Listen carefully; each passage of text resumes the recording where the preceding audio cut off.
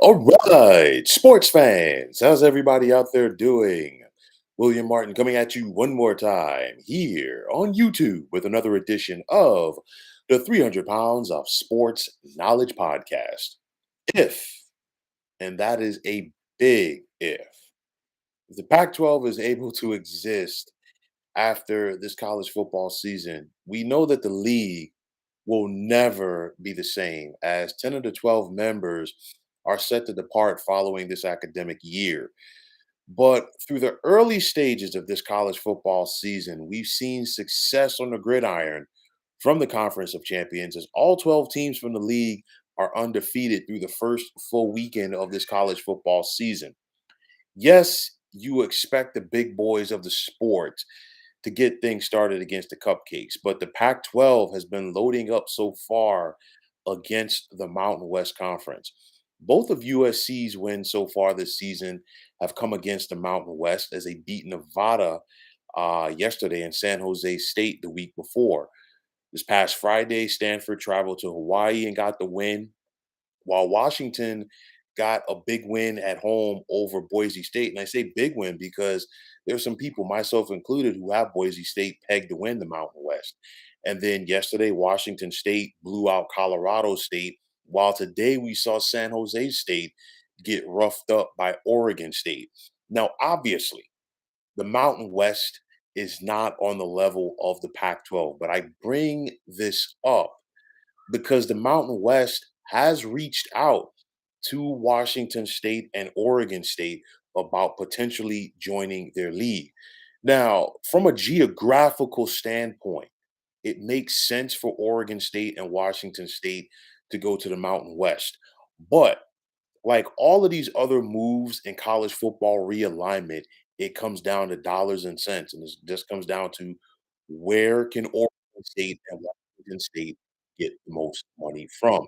Now, Washington State and Oregon State are holding out hope to keep the Pac 12 banner flying, which is an extremely huge battle at this point, as the only feasible way of that happening is by them being able to raid the Mountain West Conference of heavyweights such as Boise State, San Diego State, Fresno State, and a couple of others.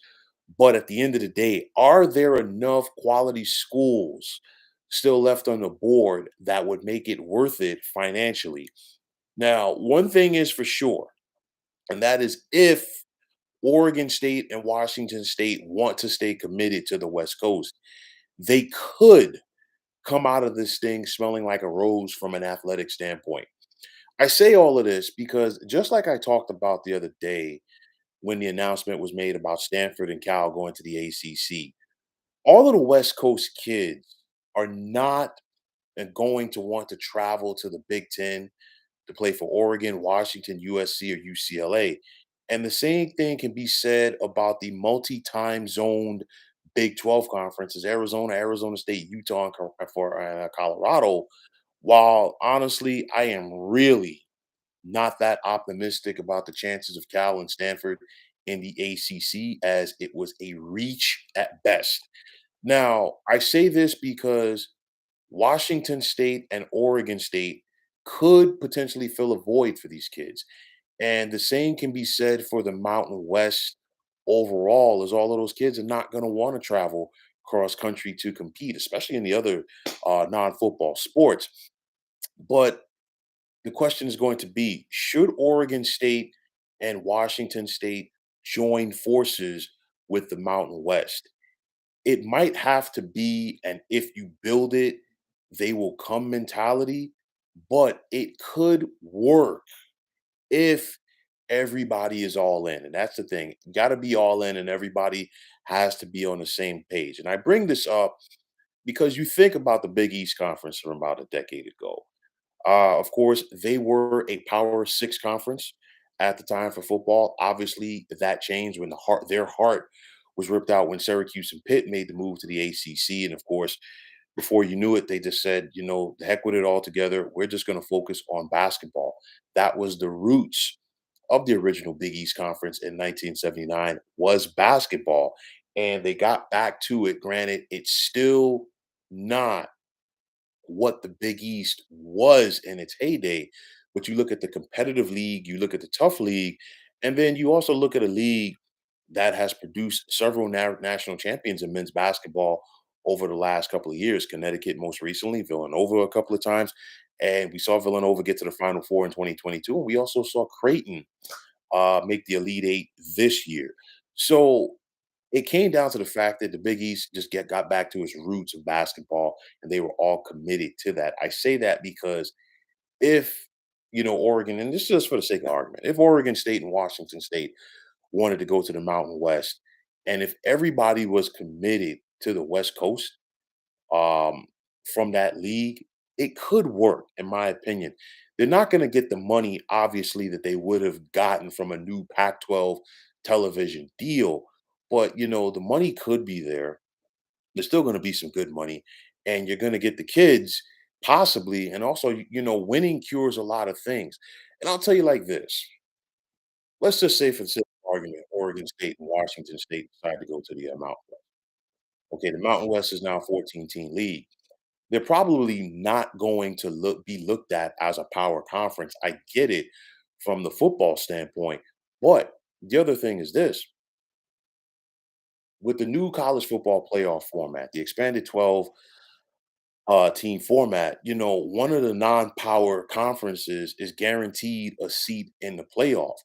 And from what we saw this weekend from Washington State and Oregon State, they could go in there and immediately they're among the upper echelon teams of this league.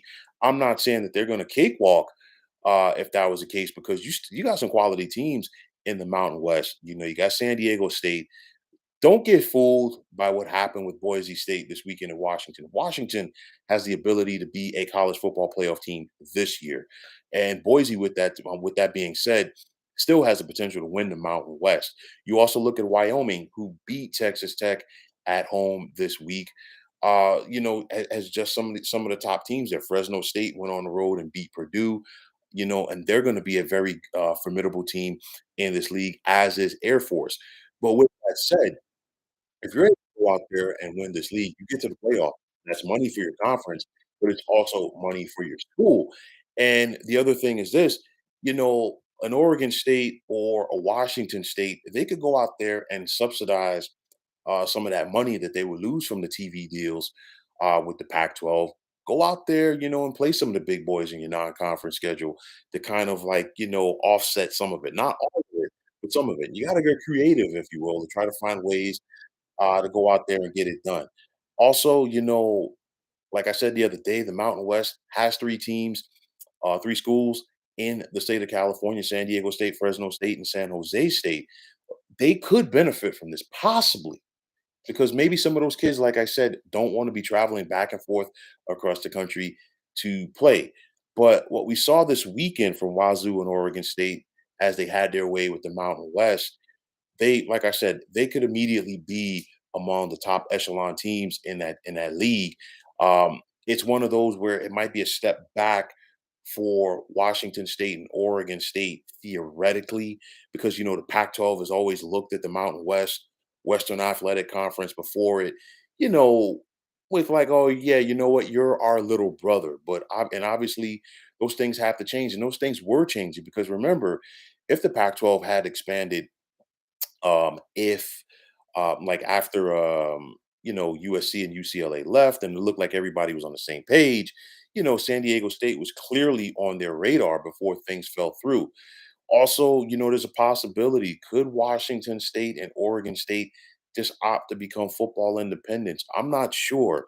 Obviously, they kind of expected Stanford and Cal to join the ACC. They're still trying to hold out hope um, to carry the Pac-12 banner. Easier said than done at this standpoint. I'm not holding out hope myself, but at the end of the day, anything is possible. But one thing is for sure: if these schools, along with the Mountain West, are committed to the West Coast, like I said, the money might not be there right away, but if they work together, you know, this could work for them, not only in football, but the other varsity sports, to try to keep the kids on the West Coast. We got to wait and see. But one thing is for sure, obviously, we saw the Pac 12 do their thing. on the gridiron this weekend. It's unfortunate from what we saw. And I mean, from what we saw from the Pac-12 this weekend, I'm hard pressed to really believe that you can't tell me that they couldn't get a deal with the network where all of these schools got about $40 million. That just shows you the lack of leadership that this conference has had over the most recent years. And this is the reason why we were at the point that we're at. But for Washington State and Oregon State, they've been very disrespected throughout this entire process. Just like, the non football schools in the Big East, for so many years. And they finally just said, the heck with it. And we're banding together. And it's worked for them. So, again, Washington State and Oregon State could come out of this smelling like a rose. There's a lot that still has to be sifted through. But one thing we know for sure, I think both of them are going to put up some good years on the gridiron. It's going to be an us against the world mentality. They're going to try to rain on the parades of Washington and Oregon in their respective rivalry games, as well as the likes of USC and UCLA. But one thing is for sure, it's going to be interesting to see how this thing plays out. I don't think realignment is done. I also would not be surprised, like I said before, if sooner rather than later that we do have multiple 20 team conferences for college football. The Big Ten is going to be at 18. The ACC is going to be at 18 or 19, if you want to call it that. If you were to add Notre Dame to the mix, obviously the Big 12 is going to be at 16. I know that there's really not a feeler as of yet for Oregon State and Washington State and the Big 12. I know that Stanford and Cal really wanted to go to the Big 10 with their other Pac-12 brethren. That didn't work out. But nonetheless, I think it's only a matter of time before we get to 20 at some point. But with that said, I think this college football season is going to be exciting. There's still a lot of decisions that have to be made off of the field, but I really want to see what's going to happen going forward with Washington State and Oregon State, as well as the Mountain West and West Coast collegiate athletics as a whole. So, folks, that is going to wrap it up. And as always, I want to take this time out to thank you for tuning into the 300 Pounds of Sports Knowledge podcast here on YouTube. I want to take this time out to thank all of you fine folks out there for tuning in. And if you have not already, please feel free to subscribe to this channel.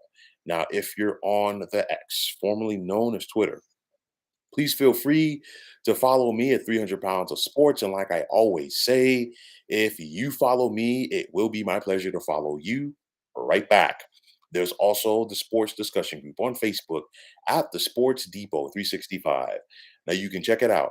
Drop a line and be a part of one of the better sports debating sites going on social media. So, once again, fine folks, my name is William Martin, and I am signing off. I'm saying take care and have yourselves a wonderful day.